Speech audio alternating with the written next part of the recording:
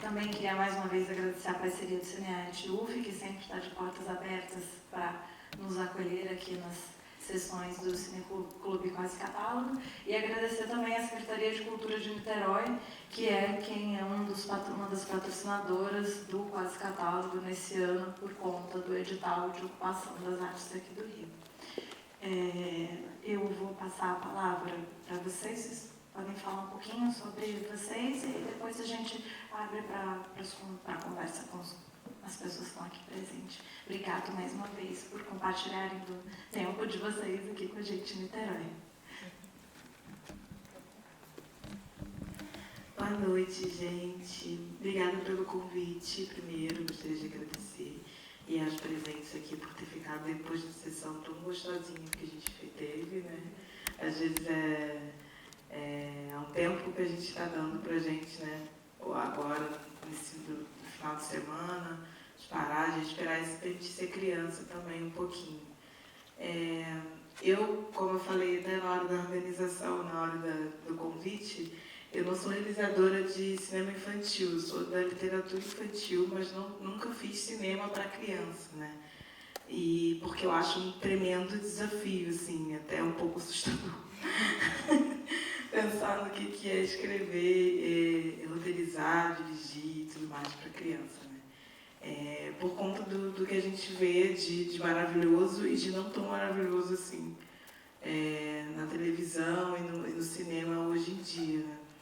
E aí eu não tenho como não começar falando rapidinho, para também não me estender muito, sobre o papel educativo, né, do audiovisual, sobre a educação, que é o meu campo, e aí eu acho que é bom que estamos entre educadores aqui, que a gente vai reverberar um pouco sobre isso, né? Porque a gente fala muito de cinema para criança e fica achando que ele está muito restrito ao entretenimento. E aí a gente teve uma sessão aqui com vários filmes, com diversos filmes que estão para muito além, né, do entretenimento. A gente riu em diversos momentos e parou para pensar em outros, se emocionou em outros, então a gente não tem como não levar em consideração que a gente está se educando também no meio dessa sessão, né? E aí, então, a educação a gente não pode fugir. Eu fiz algumas considerações sobre cada um dos filmes, assim, a primeira coisa que eu queria pontuar, né, não só desde essa sessão específica, mas de toda a mostra e tudo mais, toda da seleção do Quase Catálogo, é a importância de ter uma seleção de filmes só dirigidos por mulheres, né? A gente sabe que no cinema a gente tem um percentual baixíssimo de direção de mulheres, né? Sinto falta, como não devia deixar de pontuar, de ter uma representatividade, né, negra nessa produção. A gente sabe que não é só nessa produção, né?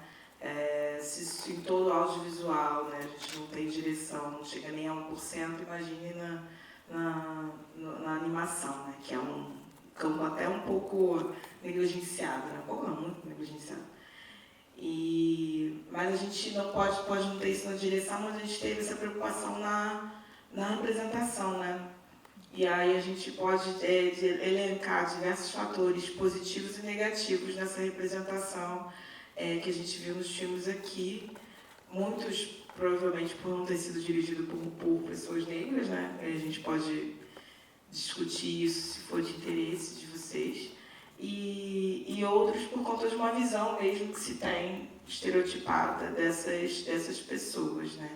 E é bom que tenha um número grande de produções de animação brasileira saindo, porque possibilita uma discussão mais aprofundada sobre isso, né? Porque a gente podia ficar falando sobre aculturamento, sobre alienação, quando a gente vê as animações que vêm principalmente dos Estados Unidos e do Japão, né? Que é o que dominou, pelo menos, a nossa infância.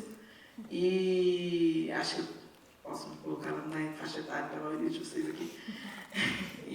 Então, assim, quem não viu, quem não cresceu vendo anime ou mangá e chegando de tarde da escola para ver Cavaleiro dos Zodíacos, que levante a mão. Então, a gente tem um repertório de animação muito diferente daquilo que a gente né? Que representa uma outra coisa. Então, quando a gente tem agora uma produção crescente, cada vez mais nacional, é bom que a gente pode ter essas discussões sobre esses pontos, porque é um momento que a gente nem podia ter. E a gente vê isso desde a animação, na primeira animação que foi exibida, né, que conta a história da Petrolina, gente, escolha curiosa de nome, Petrolina e Madureira. O que eu achei maravilhoso de ter uma menina personagem principal que quer ser cientista, né? Que se a gente tem uma subrepresentação no audiovisual, a gente também tem uma subrepresentação na ciência, né? São menos de 3% de professoras doutoras negras hoje em dia. Então isso é muito bonito, assim, de ter visto isso nesse momento. E a gente também pode discutir os positivos e negativos sobre isso. E, curiosamente, assim, a primeira ação que eu vejo de infantil, de animação, em que a gente tem 2 personagens principais protagonistas negros. Também teve o Zé, né, do último filme que a gente viu agora. E que eu destaco assim, de positivo, que é uma análise que eu também faço na literatura, é que o Zé ele tem uma família, né? Ele tem uma família. A Petrolina não tem família, eu fiquei um pouco assim, chocada. A menina está na cozinha, no laboratório, não tem mãe, não tem pai. E o menino que aparece lá depois, o amiguinho dela, o Zezinho, que é um outro ponto também que eu acho legal destacar, que são os sotaques, né? Para o lado bom, para o lado ruim, a gente ter sotaques e ter vozes diferentes que não são só aqui do Sudeste, num desenho, pode parecer uma grande bobagem isso tudo que eu estou falando, né? Mas as crianças, quando elas estão vendo Infanto Juvenil, elas estão ressignificando a sua própria existência, né? E não se ver representado, não ouvir outros sotaques, eu acho que é uma forma de deformar também a identidade dessa criança. E ele fala, em um determinado momento, ele fala, meu pai me falou, e eu fiquei pensando, né? Nossa, esse personagem que não é o principal, ele tem uma família, e a menina não tem, né? Ele fala do pai e lembra tudo mais, mas ela não tem, ela tem de família um burrinho que mora lá no quintal, ela fala depois do final do Jabuti, fala do que vem morar no meu quintal, mas ela no momento nenhum menciona se tem mãe, se tem pai, se tem... Enfim, isso é uma coisa que a gente tem que levar em consideração na hora de selecionar livro infanto-juvenil para a biblioteca, para faixa etária e tudo mais, né? Que representação eu estou fazendo dessa criança? Porque elas vão ressignificar a sua própria existência, aqueles símbolos vão ser sentidos para ela em várias diversas camadas, então isso é importante levar em consideração, né? Porque a gente está numa cultura que é não só normativa em vários aspectos, mas também é normativa do ponto de vista da cultura adulta, né? E esquece que a cultura infantil ela se faz presente o tempo todo, né? E já estou me estendendo que eu vou devagando, quando eu vejo alguém me corta, tá, gente? Pelo amor de Deus. Alguém fala, mas já deu. E esse é bom, né, trazer essa questão da cultura normativa ser adulta, quando a gente tem uma exibição de um filme que foi feito dentro de uma escola, né, por uma turma, junto com o auxílio das professoras e tudo mais, professores e professoras. Né? O roteiro, direção, você vê que é tudo conduzido pelas crianças, né? E começa do nome, e elas falando o próprio nome, ou seja, elas se colocando no lugar de realizadoras, no lugar de realizadores desse filme, né? E aí, isso não tem como não me fazer lembrar de uma política pública que a gente teve na década de 30 e que foi descontinuada, como muitas outras políticas públicas vão sendo descontinuadas, mesmo sem um estudo sobre a importância dessa política pública ou não, né?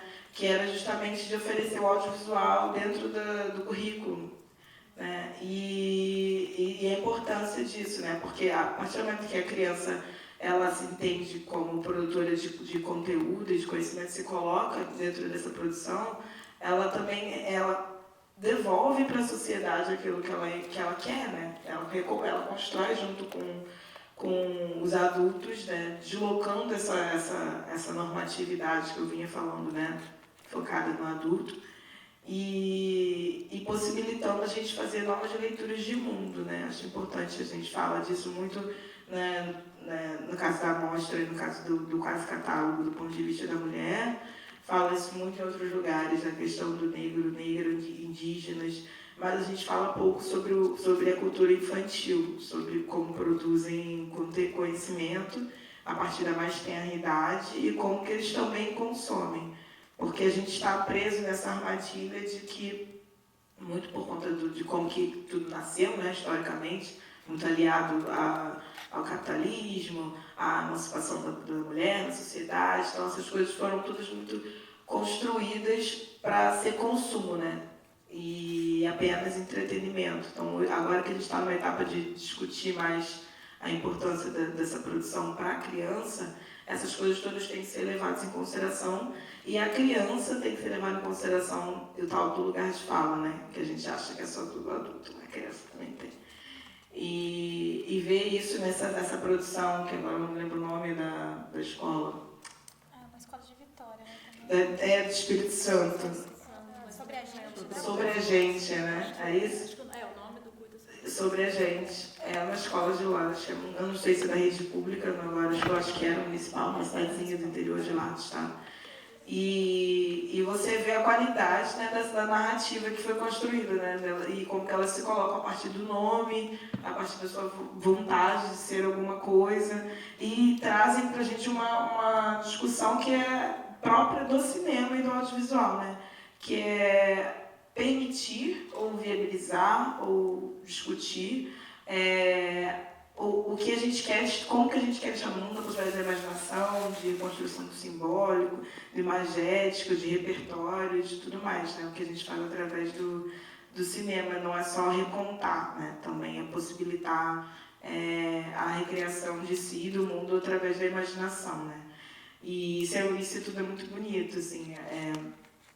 E aí eu fico pensando na necessidade de políticas como essa, né, dentro das instituições escolares, né, para que a gente tenha uma produção que seja mais significativa, né, e que mais crítica e tudo mais, porque o cinema infantil, o audiovisual infantil acabou ficando negligenciado nesse lugar do entretenimento só, do tapa-buraco, né, da babá eletrônica, né, que a gente já ligada a criança fica vendo.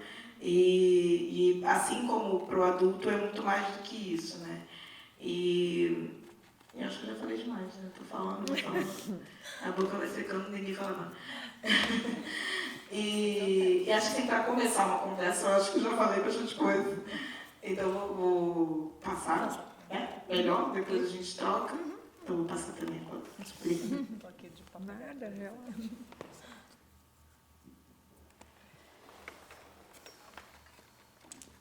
Boa noite, gente. Queria agradecer o convite também da Radija, da produção do Cineclube. Estou muito feliz de estar aqui, de volta em Niterói, na UF, né? E eu sou, como a Radija falou, eu me formei em cinema aqui na UF, mas acabei percorrendo outros percursos, me afastei um pouquinho da linguagem do cinema na sua praxis mesmo, né, no fazer, mas desde que eu entrei na faculdade eu sempre sabia que era alguma coisa relacionada à infância que eu ia trabalhar, e hoje eu trabalho com educação, mas não deixo de ter continuado, né, com a minha formação que veio daqui, da imagem, da estética. E eu fiquei muito feliz de ver essa sessão hoje, assim, fiquei grata, felizmente. Não que eu não acredite que a gente tenha boas produções, mas foi, como você falou, foi muito prazeroso. Foi depois de semanas tão cheias que a gente tem, né, poder estar aqui, se divertir, se emocionar, poder ver uma diversidade de experimentação mesmo na linguagem. A gente estava falando ali, a Radija, na decupagem do último filme, dos outros filmes também, da diversidade que tem de técnicas que as diretoras e a equipe usaram, porque muitas vezes o que a gente vê nessa produção de audiovisual, né, que você comentou um pouco, né, que é um pouco para entreter as crianças, que a gente vê muito massivamente uma produção, é algo que é muito simplificado, não no termo positivo da palavra do simples, né? Mas algo como se as crianças não pudessem, não tivessem a capacidade de aprender e de ter uma sensibilidade estética mesmo, né? De textura, de cores, né? Então é sempre, muitas vezes, essas cores super saturadas, chapadas, e a gente conseguiu perceber, acho que nessa sessão, um universo possível, assim, de experimentação voltado para esse público que é, assim, sensível, né? Desde que a criança está no útero da mãe, ela está tendo experiências com o mundo, com essa mãe, com o mundo que a cerca, a partir das experiências sensíveis, a partir dessa dimensão estética, né? Os cheiros, as cores, né? Depois que ela nasce, ela é banhada na cultura por essa experiência estética, né? A sonoridade da voz, da língua, né? que cerca ela, e a luminosidade, as cores do que está cercando ela, seja da natureza, dos artefatos que cercam ela. E é muito importante a gente ver isso numa produção que está voltada para essas crianças, um reconhecimento de que elas são capazes e que elas percebem isso e que a gente está comunicando, né, quando a gente está falando de produção cultural, a gente está comunicando sobre a experiência humana, né? E você estava falando sobre diversidade, né, sobre representatividade. É muito importante também entender isso, né, que há um reconhecimento de si, né, da sua cultura, do que cerca, mais um círculo mais próximo, mas também que depois essa criança ela vai conseguindo entrar em contato com outras possibilidades de estar no mundo, né, com outras identidades e estados de se relacionar, seja com o outro, seja com a materialidade das coisas, né, outras possibilidades de sonoridade. E acho que esse é um papel que a produção cultural como um todo, seja as artes plásticas, o audiovisual, o cinema, a produção musical voltada para a infância, carrega consigo, assim, né? Como não menosprezar o público, né? Eu lembro que quando a gente está na faculdade, a gente sempre fala isso, não menospreza o seu espectador. E quando ele é criança também a gente não deve menosprezar, né? A gente não precisa ser extremamente didático para estar apresentando um olhar sensível para o mundo, para as crianças, né? A gente tem essas camadas que ela vai acessando ao longo, né? Ela vai ver uma, duas vezes, ou talvez uma criança não perceba, mas outra vai perceber, e aí essa prática de ver coletivamente e trocar depois sobre essa experiência, né? Como cada um percebeu, cada um sentiu essas imagens. E acho que é um pouco isso. Acho que também a produção para criança, né, seja muitas vezes até os livros infantis, livros ilustrados, eles têm uma ousadia maior, eles ousam, né, mais, e acho que o cinema também pode pensar assim, né, porque é um lugar da subversão também, né, ao mesmo tempo que a criança ela aprende muito olhando ao redor dela, imitando mesmo, percebendo como que as pessoas estão agindo, usando tanto os artefatos, as coisas, né, que estão no mundo, quanto nas relações com as outras pessoas, elas pegam isso depois, o jogo simbólico, elas vão subverter, né, elas vão recriar em cima disso. E, então, essa importância de também se dar essa liberdade de subverter a linguagem, né, tantas possibilidades que ainda estão aí de linguagem, que não cabem numa caixinha, que muitas vezes o espectador que é mais velho já está mais condicionado e espera muito algo que está dentro de um certo padrão. E aí esse é um público que você pode sentir que está mais aberto, que vai... não estou muito acostumada com essas coisas de microfone, gente. E eu acho que a gente pode conversar um pouquinho sobre isso, né, de como que essas experimentações foram aparecendo nos filmes. Sem dúvida, acho que é muito positivo já perceber, sim, uma preocupação de também ter essa diversidade de personagens, né, e de que tipo de representação a gente tem da criança, que muitas crianças são essas que existem, que não é uma criança só, né, mas sim dá para ainda ver que ainda tem certas questões que se caem em certos estereótipos, mas acho que é um caminho que vai se percorrendo e, sem dúvida, quando se tem as pessoas que estão representadas na produção desses filmes, isso só tende, né, a realmente se configurar de uma maneira mais apropriada, vamos dizer assim, né? E, sem dúvida, para mim também, o meu filme favorito da sessão, aliás, tem muitos deliciosos, é aquele feito pelas crianças, né? Como é importante, assim, que não é só... A gente percebe que não foi só ensinar uma técnica, né? Mas que, de fato, elas estavam ali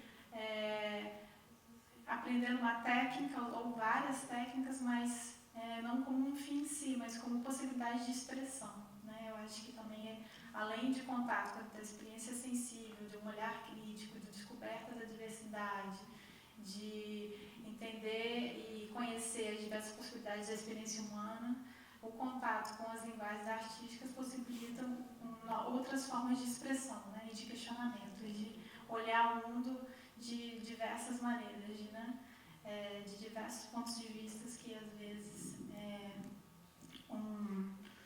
a nossa experiência cotidiana, principalmente cada vez mais, que isso já chega cada vez mais cedo nas crianças, né, de uma questão de pragmatismo, de você ter que ser objetivo, de você ter que estudar para alcançar alguma coisa no futuro. Essa experiência com as linguagens artísticas, elas dão um pouco esse outro espaço, né? Espaço de reflexão, de autoconhecimento. Tão bonito, né? Ver elas ali. O filme começa com elas se apresentando e o nome vem com a autorrepresentação do desenho, né? Tão lindo ver a diversidade dos traços, né? De como cada um brinca com a imagem que aparece. Enfim, acho que é isso, gente. Vamos aí abrir para essa conversa.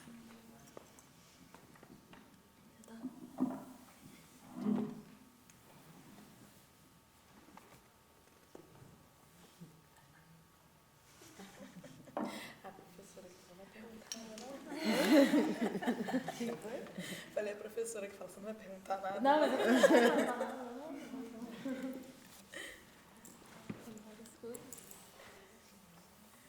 E eu vou pegar o microfone de novo. Não, porque a gente atravessa a ponte, gente, uma conversada para que tal. Não, mas pegando um pouco, você falou das várias coisas, né, que a gente trocou aqui, né, se complementando e tudo mais. Mas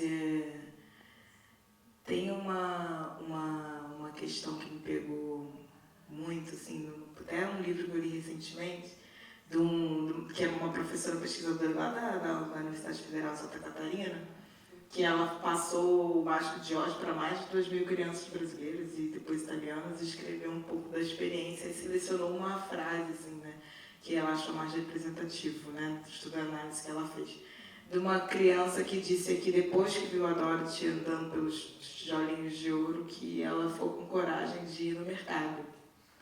Então tem enfim, interpretações e simbolismos e tudo mais que a gente não consegue alcançar por causa do engessamento, né? E porque esses filmes como Mágico de Oz e outros, enfim, ele permite isso, né? Então, quando você faz uma escolha estética que é muito didática, ou até mesmo não só estética, narrativa de maneira geral, muito didática, que explica muitas coisas, que acha que o seu público não tem capacidade de alcançar, você não permite esses tipos de analogias e de interpretações e de visões, né? Os tijolinhos amarelos me dão coragem de ir até o mercado. Então, coisas do tipo, né? E a gente vê isso cada vez mais, né? Uma dificuldade, né? Para quem faz entretenimento, principalmente para a televisão, cada vez maior, quando a gente tem um tempo diferente, né? Um tempo agora que eu tenho um filho de 11 anos, então, assim, streaming para ele é a forma de consumir audiovisual. Então, é o tempo que ele quer, é na hora que ele quer, ele pode parar, pode voltar, pode continuar. Então, ele escolhe o que ele vai ver, ele vê 20 vezes, às vezes, a mesma coisa. Não tem mais dessa de chegar em casa depois do almoço e ver Cavaleiro do Zodíaco. Então, ele pode ver todas as séries e todos os spin-offs de uma vez só. E aí, a gente vê isso um pouco refletido nessa produção também, né? Porque tem uma questão de temporalidade diferente, na hora de passar, essa coisa do som que chama atenção, né? E que vem cá ver esse negocinho aqui pra ver, porque o tempo de atenção deles já é outro, né?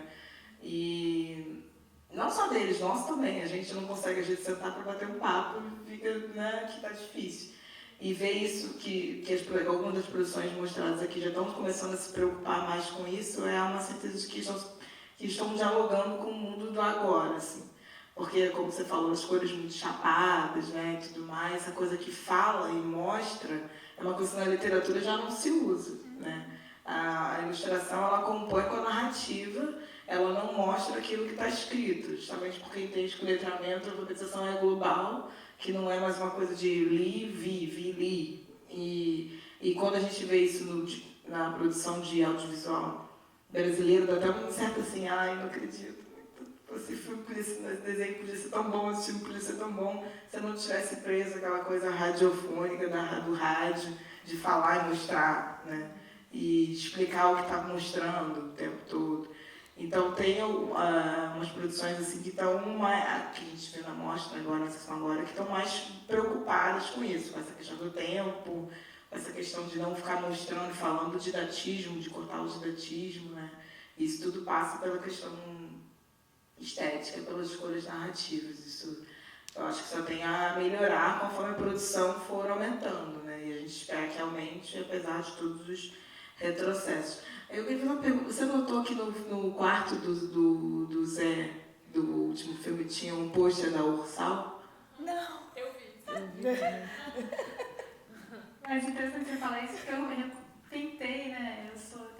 Precisaria ver mais de uma vez, né? Porque eu sou aquela pessoa que embarca na narrativa. Sou bem assim, desde sempre. E sempre gosto de ver as coisas mais de uma vez para poder ver esses detalhes. Mas eu andei reparando justamente assim, um pouco, tentei reparar nos cenários, né? Vamos dizer assim, do que não era da ação principal. E achei bem interessante, porque tem vários filmes que exploram isso muito bem, né? Que é isso que você está falando, que na literatura, nos livros ilustrados, tem muito né, esse esforço de não ser um espelho, né? Um texto e imagem, mas como que eles se complexificam, né? Como que às vezes ele é contraditório, às vezes ele complementa, né? Às vezes ele mostra uma coisa que não está necessariamente ali naquela narrativa, né? Como essas camadas mesmo. E eu percebi que tem alguns filmes se importaram com isso. Esse último tinha muita coisa no cenário que você ia fazendo relações. Acho que tinha uns personagens que eu nem sei dizer qual é, mas na casa do avô, que você falava assim, cara, essa é uma referência também de desenho animado de quem está fazendo, e você vai vendo, né, tudo que está... Tem muito mais do que só tipo uma cama, uma casa, né? É um cenário que tem vida, né? Que aquele personagem você percebe que ele tem uma construção dele mais complexa, que ele tem uma personalidade, né? E achei bem interessante. No primeiro filme, que eu até acho que é uma produção um pouco mais que tem essa coisa, né, didática, que tenta chegar, que traz personagens da nossa cultura. Mas eu acho que às vezes ele vai muito numa tentativa no final assim, de explicar, apresentar quem é aquele personagem, exatamente o que ele representa, e aí fala dos pés virados e dá um close no pé virado, né? Mas por outro lado eu acho que tem uma parte estética muito rica no desenho. Eles vão caminhando pela cidade, vai passando por diversos lugares dessa cidade, tem a escola e o som, né? Tudo que está acontecendo ali. Nesses possíveis lugares, um som de fábrica. Então, acho que é bacana, mesmo que, por um lado, em alguns aspectos, as produções possam ainda, talvez, experimentar mais, mas você vê que não existe, pelo menos em algum aspecto, uma completa visão da criança como esse espectador que não é capaz, né, que não tem sensibilidade. Então, sempre o lá e cá, né? E que é muito difícil mesmo, como você falou, deve ser muito difícil fazer para criar um produto audiovisual em si um desafio, né? Então, acho que é bem bacana conseguir perceber isso, né? Como que vai... E também momentos de espaço, né? Para divagação, né? Que não necessariamente está o tempo inteiro acontecendo alguma coisa, uma ação muito específica, né? Tem no filme que é live action, né? Que tem a menina que tem os pés de pato. Acho tão linda, acho que a minha cena favorita é a que ela tá ali na piscina sozinha, né? Sentindo aquele momento. E que o filme poderia até passar se não tivesse essa cena, né? Ele ia contar a história, ela poderia acontecer sem ter esse momento um pouco mais prosaico, assim, né? Mas é um espaço. Por que será que ela só vai na piscina sozinha, né? E por que ela não está com os outros? E pode até ser que no final o filme dá uma resposta, mas ele abre essas portas, né? Ele abre essas possibilidades de imaginação, de criação, né? Eu acho que é bem bacana. tem uma coisa curiosa que acabou acontecendo por conta da curadoria. Que, assim, quando a gente vai pensar na produção de conteúdo, né, para público infantil, infanto-juvenil, que a gente já sabe que também, se a gente for olhar toda a produção brasileira, tem uma porcentagem menor de produções para essa faixa etária, entendendo que se a gente está falando de política pública para o audiovisual como um todo, fazer produções para esse tipo de público é fundamental, porque a gente está falando de formação de público, né? Esse público vai crescer, vai ser o que vai consumir audiovisual para o resto da vida, então tem uma questão urgente, né, de produção para essa geração. E por conta do capital mesmo, que é tentar pensar exatamente a produção de obras audiovisuais dirigidas por mulheres, a gente acabou voltando com o contexto que essa produção, o público infantil, ela ficou eminentemente animação, como se a produção para esse tipo de público fosse eminentemente do gênero de animação. E a gente vê que já tem muito mais produções live action, mas em particular por ter esse recorte, que vai tentar trabalhar com a questão do protagonismo feminino na direção e em outras áreas, inclusive alguns dos curtas são co-direção, né? E outra questão que a gente acabou abrindo exceção para essa, porque as sessões desse ano particular de 2019 tentam trazer também algumas questões do universo de Niterói e do Rio de Janeiro, né? E essa em particular, a gente vai trabalhar o específico, a gente acabou ampliando até para produções, por exemplo, uma produção do Irã, né? Tem uma produção Brasil-Inglaterra, então a gente conseguiu colocar para esses olhares. E para essa sessão a gente teve um live action, que era da menina com o pé de pato, e por um acaso o exercício de produção Algo Sobre Nós. O exercício de animação, que é um exercício de animação, mas que acaba trazendo questões live action, porque as crianças vão trabalhar com elas, né? Então tem uma questão de experimentação de linguagem, né? Não é um documentário, não é uma animação, não é uma ficção, mas traz questões de todos esses universos do gênero audiovisual. E isso é muito rico para a produção infantil, né? Eu acho que algumas produções trazem às vezes, elementos de experimentação que para as produções adultas, elas ainda ficam presas.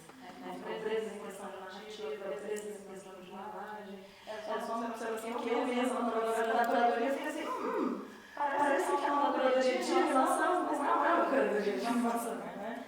Acabou sendo com conta de toda uma conjuntura política, né? Só divagações. Eu queria até fazer um comentário rapidinho sobre isso, essa coisa de como a gente se encarcera em caixinhas, né, em todas as áreas, né? Mas a gente vê isso muito forte quando vê os prêmios, por exemplo, né? O prêmio do filme tal é na categoria tal. E aí você pensa, o que é esse filme, o que seria esse filme, né? Aí a gente bota no experimental, porque o experimental talvez seja o que abarque mais áreas, então, para mim, todo cinema é experimental. Então, acaba ficando tudo no experimental. Mas uma coisa que a gente tem que, talvez, não vou dizer lutar contra, porque parece que a gente tem que lutar, e lutar o tempo todo, às vezes, é muito cansativo. Mas, por exemplo, agora no prêmio Abra de roteiro, eu fiquei muito surpresa em ver que Baronesa, na produção do ano passado, estava em documentário. Então, não é à toa que a produção de mulheres e de narrativas de mulheres que falam, talvez, sobre determinados grupos específicos, como é o caso da Baronesa, sempre acabam sendo encarcerados em lugares menores. Não vou dizer que documentário é menor do que ficção, mas a gente sabe que ela talvez tenha sido colocada ali porque não competiria, no mesmo nível que outras produções, não sei. Mas eu, como espectadora e também como roteirista, não leio Baronesa como... Todo mundo já viu Baronesa, né? Como um documentário, né? Ele partiu de uma experimentação documental, mas ele também tenta dar outros olhares, até ficcionalizando a própria vida. Então, assim, não tem... E essa coisa de ter mais animação, talvez, ou não sei, um dos motivos tem a ver com o fato da produção mesmo ser muito cara, né? E a animação é uma coisa cara também, mas é uma coisa que demanda elenco, né? Não demanda cenário, demanda N coisas. Então, da mesma forma que a gente tem um número muito grande de mulheres dirigindo agora curtas e não longas, né? Você vê quando o público infantil em animação e não live action, né? Então, a gente está chegando lá, digamos assim, estamos correndo lá atrás do nosso lugar, né? Que não vou dizer que é tomar, que é o lugar que é nosso de direito, mas essas pequenas armadilhas ainda fazem o tempo todo questão de se fazer presente para nos lembrar que lugar que a gente está, né? Então é um desafio para a curadoria sempre, vai ser, e para a gente, enquanto público, e para quem está produzindo, ser crítico nesse ponto também. Não é que mulher quer só fazer animação, ou curta, ou documentário, a gente quer fazer tudo, né? Mas a gente é chocada nesses lugares o tempo todo, assim, então só queria acrescentar, sei que eu acrescentei. Nesse sentido que você está falando também, é curioso ver como esse tipo de, seguindo um pouco esse raciocínio, os filmes que são feitos, que são produtos de um exercício, como é aquele filme de Vitória, do Espírito Santo, né? Como também cai um pouco nisso, né? Nessa coisa da produção mais fácil, assim, mais barata, porque eu não me lembro assim, de talvez eu sou uma grande espectadora de filmes assim, dados ao público infantil, mas raramente me vê filme, por exemplo, uma live action, uma ficção, no sentido de quando é um produto de escola, de curso, né? Geralmente também sabe essa coisa toda do documental, para quem não fazer ficção dentro da escola, na verdade, o que eu queria falar era perguntar sobre a fotografia, assim. Não, eu queria falar um pouco, porque como eu fiquei isso meio, a gente essa semana aqui na administração, tanta coisa acontecendo, e eu passei sem nada e queria que ele falasse um pouco de festival, assim, da administração. E é isso, eu vou tentar ver. Depois eu passo para você de novo. Bem, a Mostra Audiovisual de Cambuquira, né, ela é muito cara para mim, em particular, que eu tenho uma relação pessoal muito forte com ela, porque quem fundou a mostra foi Ananda Guimarães, que é uma colega minha de faculdade. Então, nós estudamos juntas em 2001 na Federal de São Carlos, e a gente terminou a faculdade em 2005, 2004 para 2005. E Cambuquira é uma cidade que tem uma relação também pessoal com a Ananda, a família dela, passava férias lá, então ela passou a infância dela nessa cidade do interior de Minas, que fica ali na região das Águas, né? Então onde fica São Lourenço, Lambari, então são aquela região que tem águas termais, então tem Cambuquira era uma cidade super, super rica nessa época por conta das questões das termas, né? Então tem o Parque das Águas de Cambuquira. E o que aconteceu é que nesse momento que a gente tinha terminado a faculdade, ela e outras amigas, então nós nos juntamos, eu nessa época ainda não estava junto com elas, e a gente estava pensando assim, que espaços a gente teria para poder exibir audiovisual, porque a gente estava trabalhando com as questões de produção, mas elas estavam muito na cabeça com a questão da difusão. E Cambuquira tinha esse prédio do Cine Elite, que era da família dela, e elas começaram essa mostra exatamente para trabalhar com produções brasileiras e, aos poucos, retomar a vida cultural da cidade. Porque, historicamente, as questões das termas não era mais uma questão tão turística para a região, tem uma questão de exploração industrial das águas também, que acabou sendo predatória para aquelas cidades ali que ficam depois da região da Serra da Mantiqueira. E esse espaço, que é o cinema hoje, ficava lá de cassinos, hotéis. Então, assim, quando a gente vai para a cidade, tem esses prédios Art Deco, tem alguns uma cidade pequena com uma atmosfera super vintage, entre aspas. E exatamente assim, esse festival foi numa tentativa de tentar trabalhar com o processo de formação de público. Ele começou super pequenininho, super ação entre amigos. E atualmente, então, é isso, tem 10 anos a mostra. Hoje ela recebe produções internacionais também. Então tem uma seleção, tem inscrição de mais de 2.000 produções de curtas-metragens do Brasil e do exterior. Ela geralmente acontece em julho e por conta de toda essa questão política não tem mais patrocínio, então a gente agora voltou a ser uma ação entre amigos para a mostra acontecer. Ela está acontecendo a cada 2 anos, está acontecendo bianualmente. E a mostra acabou vindo para cá junto com o Quase Catálogo, porque apesar de tudo, apesar das notícias serem negativas, a gente a Ananda e todas nós estamos tentando fazer um processo para não esmorecer. E esse processo de não esmorecimento fez com que ela conseguisse ampliar a itinerância para fora de Minas Gerais. Então já acontecia uma itinerância nas cidades do entorno de Minas Gerais, nas escolas ali das cidades próximas. É muito interessante ver o trabalho da Mosca nos jovens da cidade, porque muitos jovens hoje cresceram junto com a mostra. Então toda vez que a gente faz o festival, hoje eles já são adultos que escolheram trabalhar com audiovisual, inclusive, e que descobriram o audiovisual por conta do festival. Então, só 10 anos atrás eles tinham 10, 11 anos de idade, hoje eles têm 20, 21, 22, estão terminando a faculdade, muitos deles trabalhando com audiovisual. Então, aos poucos, mudou um pouco a cara da cidade, né, que é uma cidade que tem pessoas idosas e pessoas muito jovens, não tem pessoas intermediárias. E quando essas pessoas chegam na fase adulta, elas saem de Cambuquira e vão viver em outras cidades.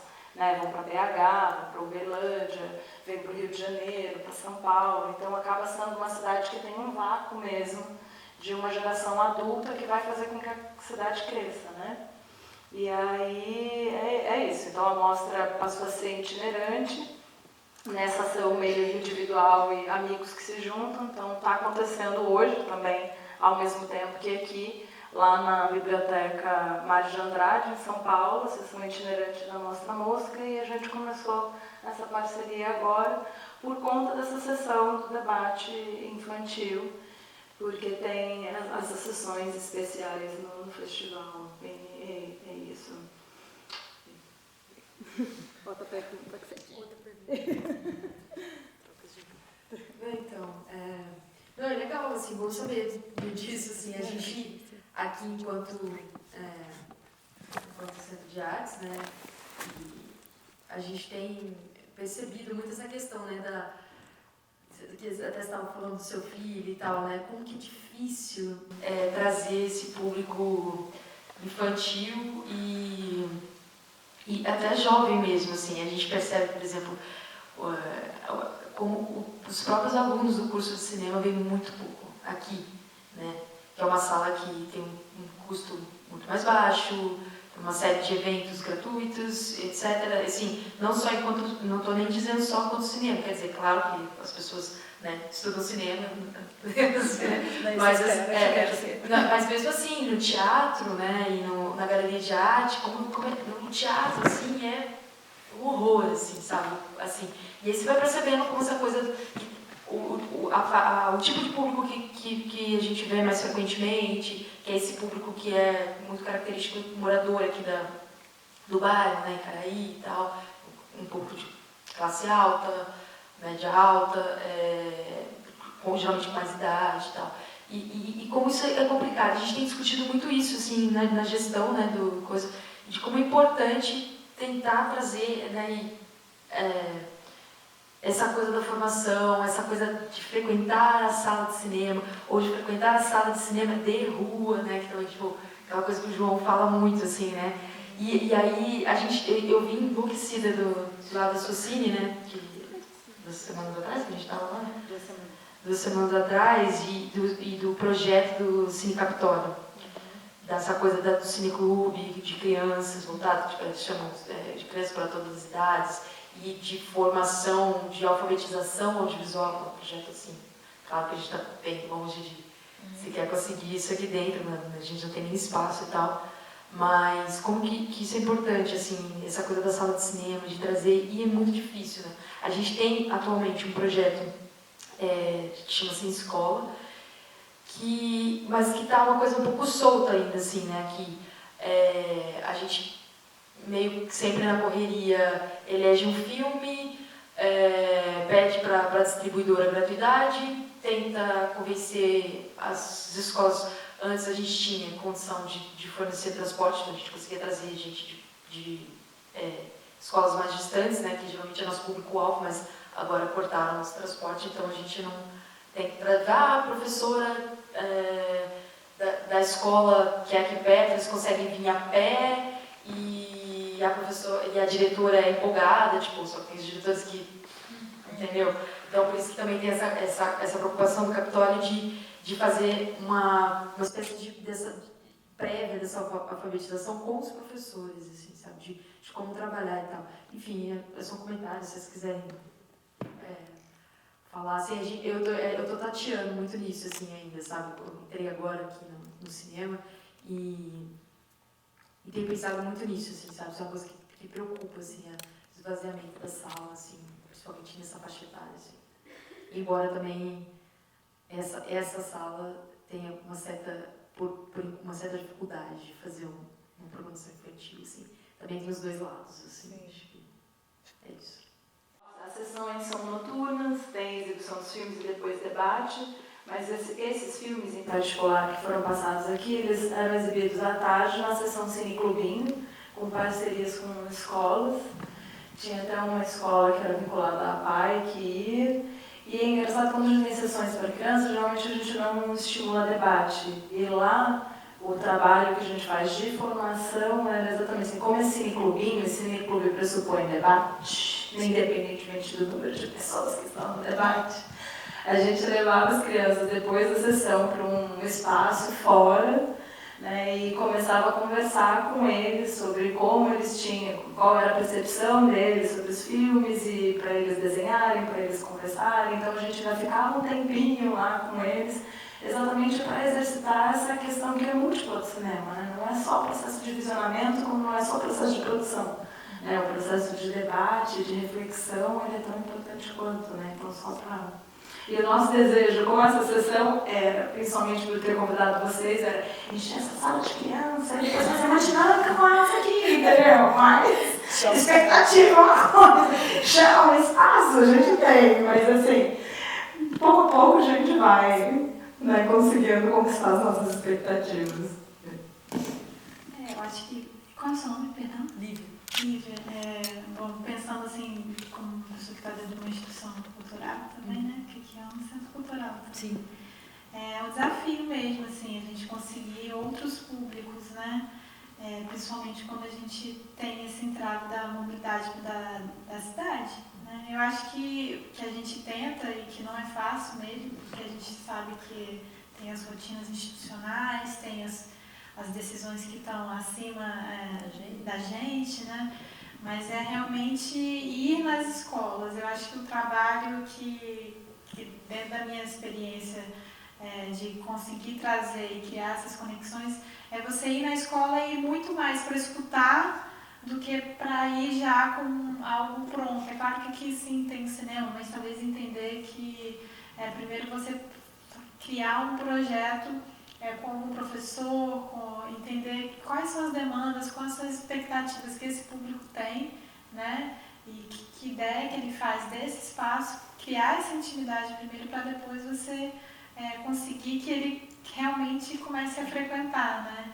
E aí as crianças depois, muitas vezes, elas vão trazer as famílias, né? Depois que elas vão se sentindo pertencentes, entendendo que esse espaço é um espaço para elas também, né? Elas mesmas vão trazendo e vão tornando esse vir aqui não só algo com a escola, mas um hábito mesmo, né? E aí, sem dúvida, precisa também pensar a programação de maneira que ela contemple mais, né? esse público. Mas é um desafio mesmo, assim, eu acho que, principalmente hoje que a gente está com essa questão de mobilidade, né, dentro da cidade, a cidade não é um lugar que é amigável para as escolas percorrerem, né, existe um receio muito grande, tanto parte das famílias, portanto, um desafio para os professores, uma responsabilidade gigantesca de sair com tantos alunos e atravessar, né, bairros, às vezes, com eles. Acho que tem que ir procurando os vizinhos e depois entendendo como que você, às vezes, com uma escola ajuda a outra a vir, depois também vai criando essas redes, né? Mas é difícil, não é um desafio. Só falando um pouco da minha experiência, novamente em outro campo, né, que é da literatura e também da contação de história.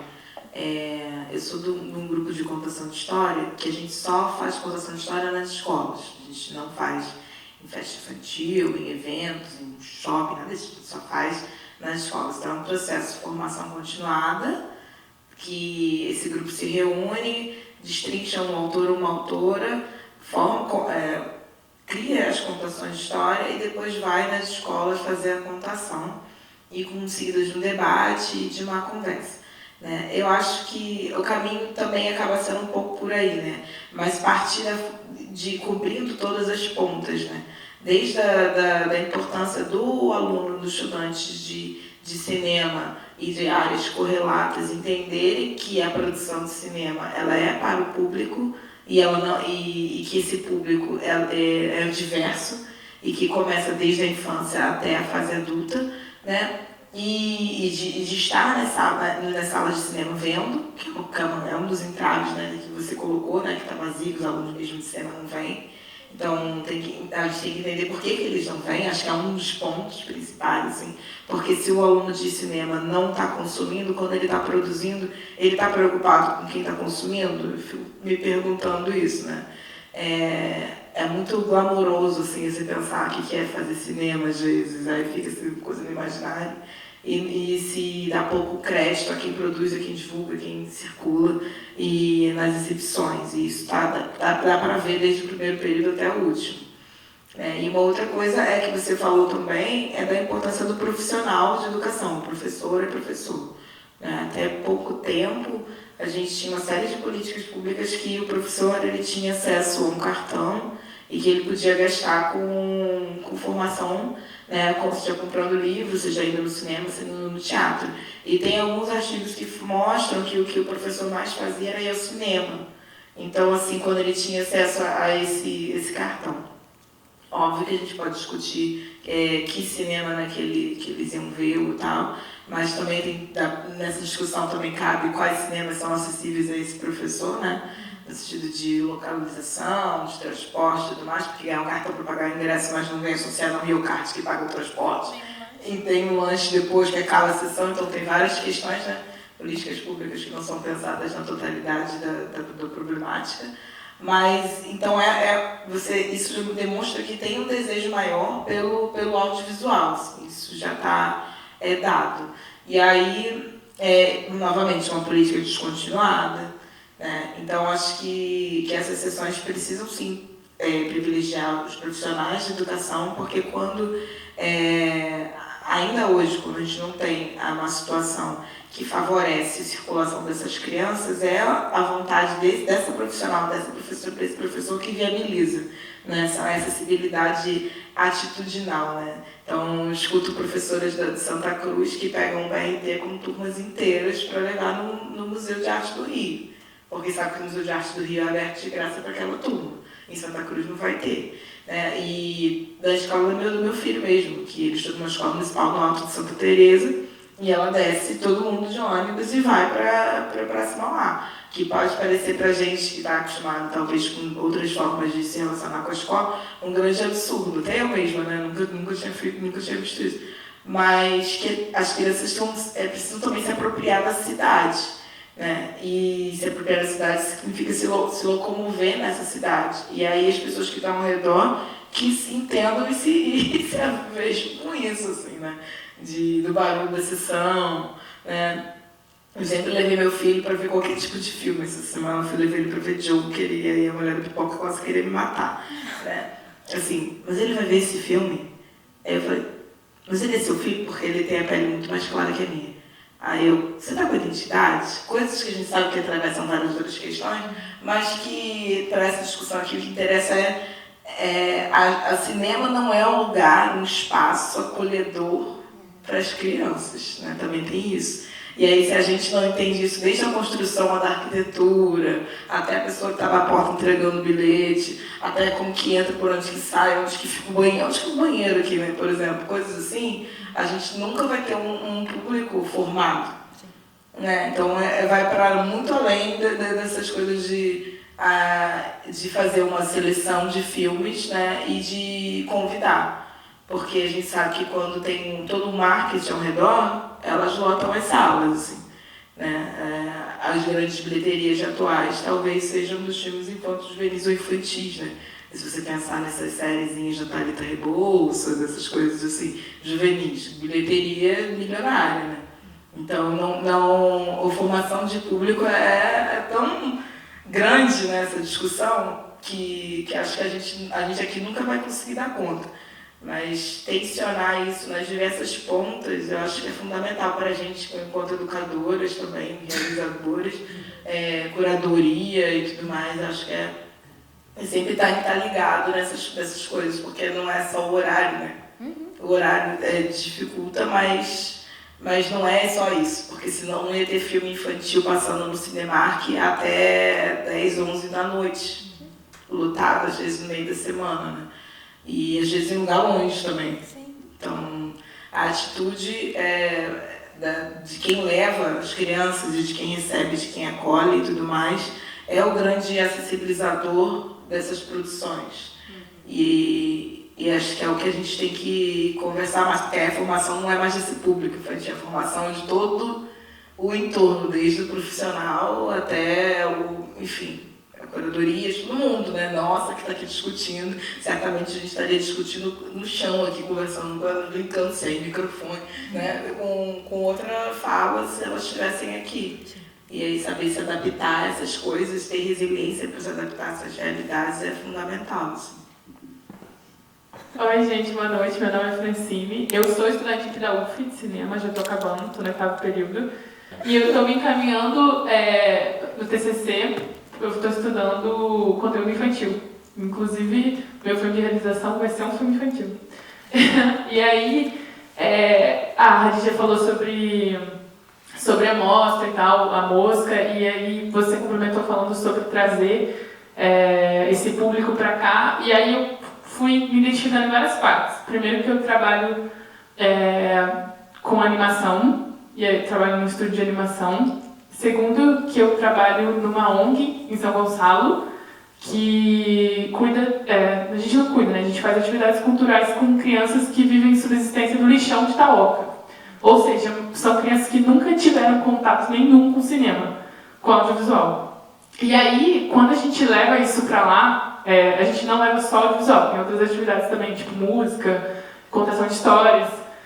E elas piram total, assim, de tipo assim, meu Deus, o que é isso, né? E a gente nunca conseguiu levar no cinema, especificamente, mas a gente leva os filmes para lá.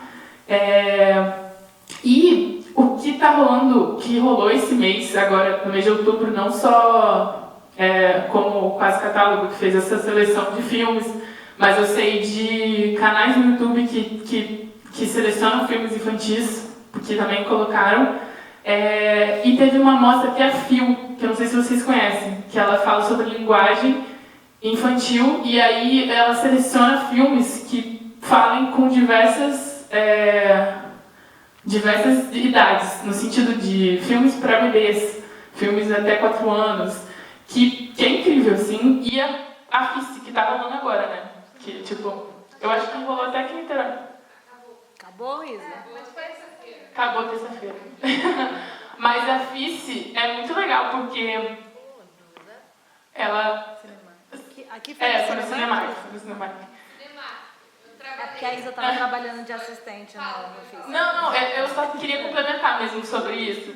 E que ela trabalha não só com esse cinema comercial infantil de longas, né, tipo Turma da Mônica, teve, não lembro qual mais, assim, Detetives do Prédio Azul.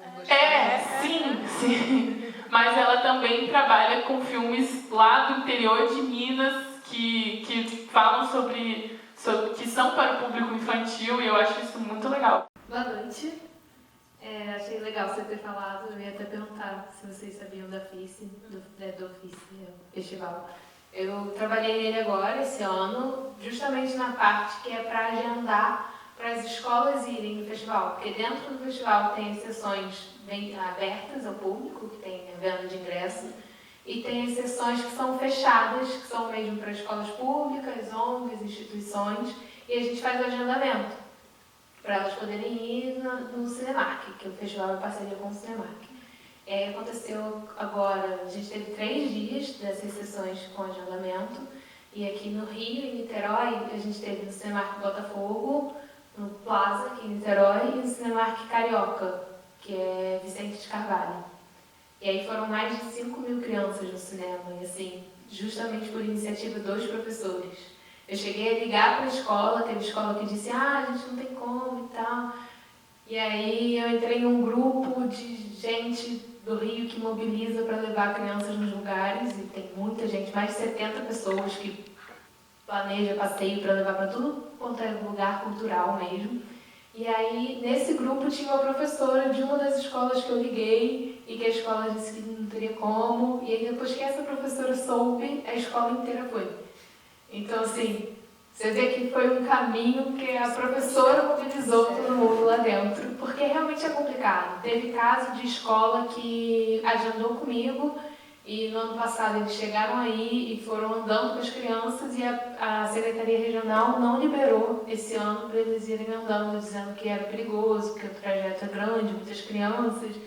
Não liberaram essa escola aí, e no ano passado eles tinham ido. Então, assim, além de ter todo o trabalho para conseguir ônibus, porque o festival não dá ônibus, não dá o transporte, o festival dá a sala de cinema, e realmente tem filme brasileiro, tem filme francês, tem filme belga, tem filme... Tem de tudo, tudo dublado.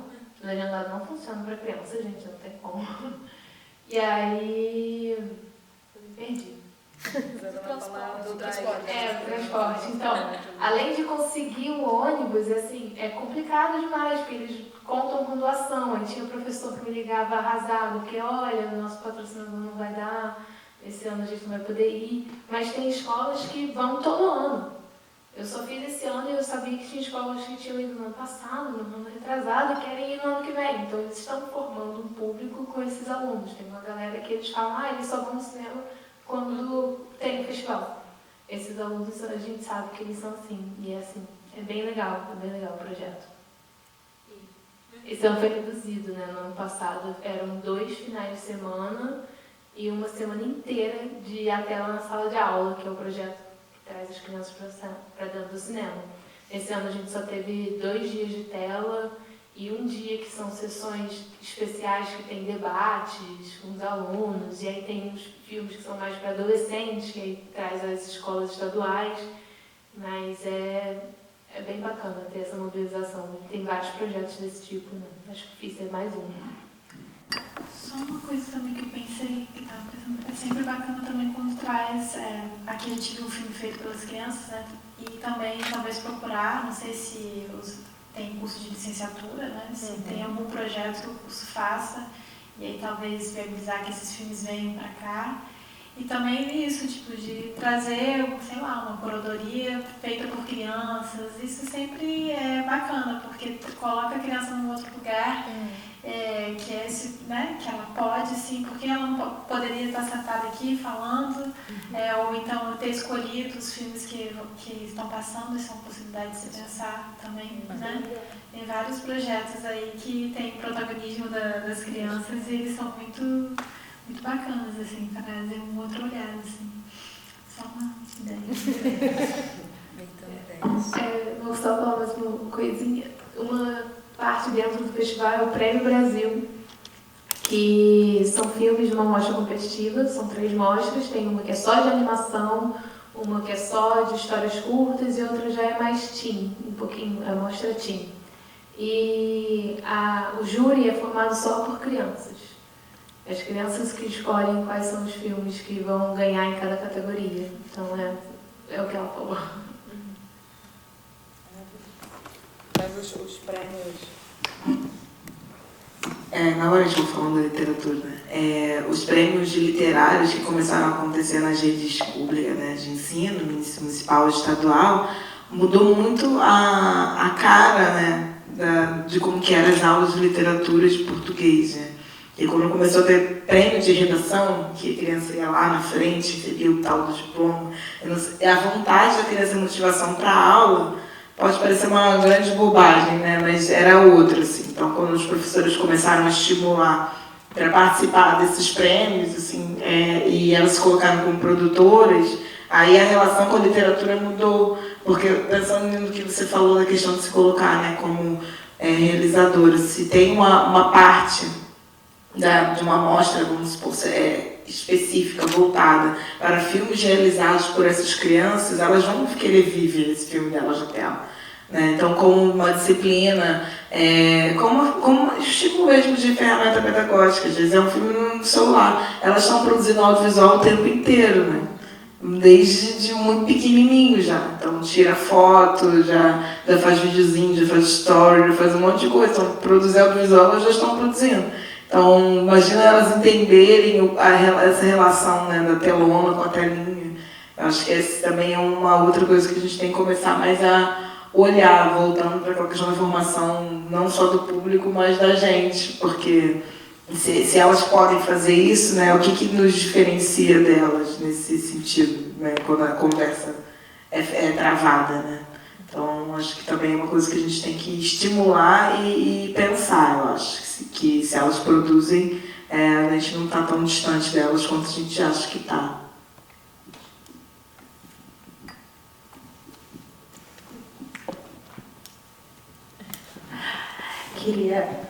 Quero agradecer imensamente a presença das nossas queridas debatedoras, presença do nosso público cativo maravilhoso.